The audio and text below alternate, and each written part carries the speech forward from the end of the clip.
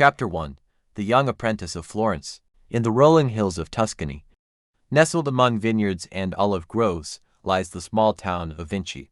It was here, in 1452, that a boy named Leonardo was born. His birth, though ordinary in circumstance, he was the illegitimate son of a notary, Sir Piero, and a peasant woman, Caterina, marked the beginning of an extraordinary life. Young Leonardo's early years were shrouded in the simplicity of rural life. Yet, even in these humble beginnings, there were glimmers of a remarkable destiny. His keen observation of the world around him, from the flow of water in the streams to the way birds took flight, hinted at an insatiable curiosity and a mind destined for greatness. As Leonardo grew, so did his talents. His father, recognizing the boy's potential, took a decisive step that would steer his future. He apprenticed Leonardo to one of the finest workshops in Florence, that of Andrea del Verrocchio, a master sculptor, painter, and goldsmith.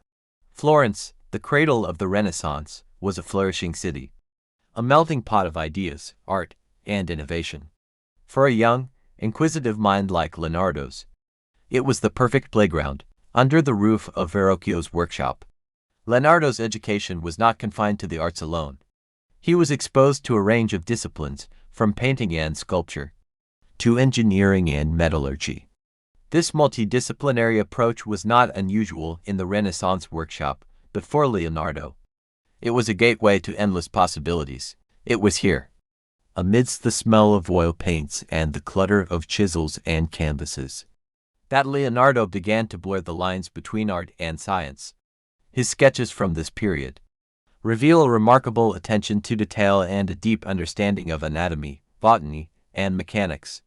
These were not just drawings, they were investigations, a visual inquiry into the workings of life and nature. Leonardo's early works, though few have survived, showed a talent that was both raw and refined. He learned the art of perspective, the subtlety of shadow and light, and the complexity of human emotions, but perhaps his greatest lesson was in understanding the interconnectivity of all things, a principle that would guide much of his later work. In these formative years, Leonardo's character also began to take shape. He was known for his beauty, his elegant attire, and his persuasive conversation, yet he was also enigmatic, often keeping to himself, lost in his thoughts and studies. His notebooks, filled with sketches and ideas, were a testament to a mind that was always searching, always questioning.